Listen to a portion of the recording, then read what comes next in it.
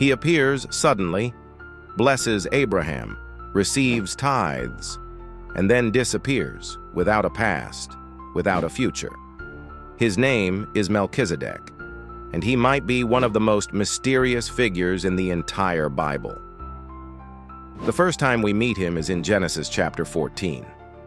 Abraham, still called Abram at that point, had just rescued his nephew Lot from a group of invading kings.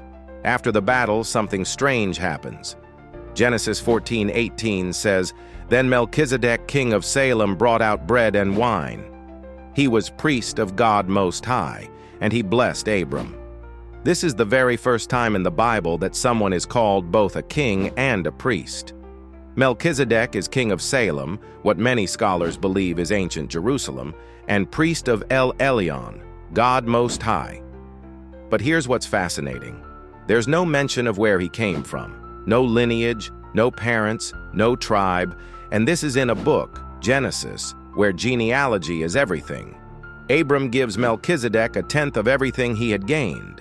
This act, Abram tithing to Melchizedek, shows honor and recognition of Melchizedek's spiritual authority. And then, just like that, he vanishes. No death, no story after. Nothing.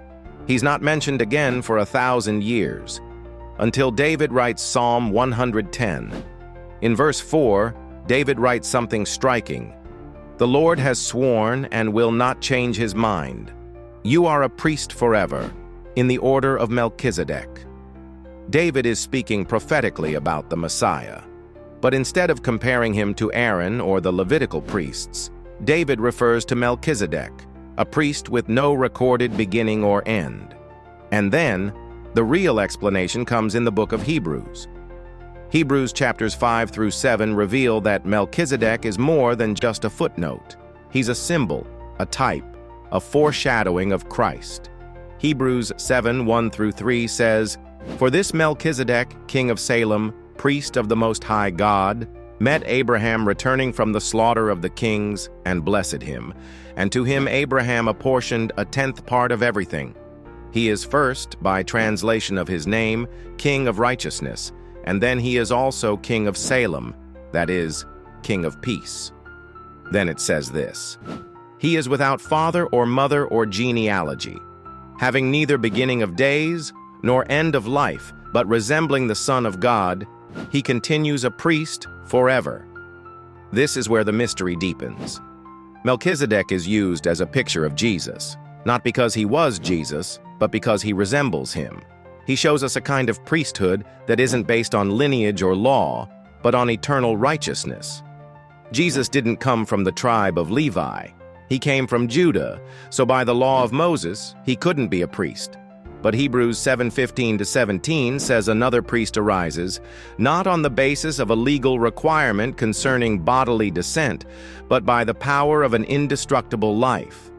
It then quotes Psalm 110 again, "You are a priest forever in the order of Melchizedek."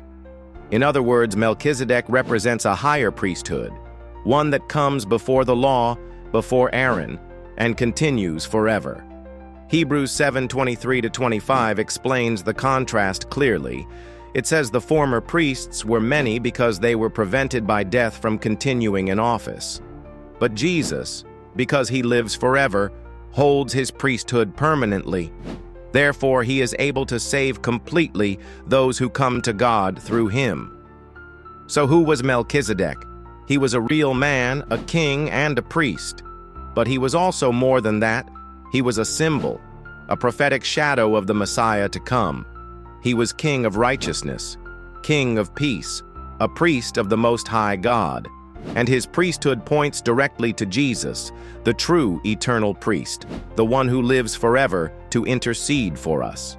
Melchizedek came out of nowhere and returned into mystery.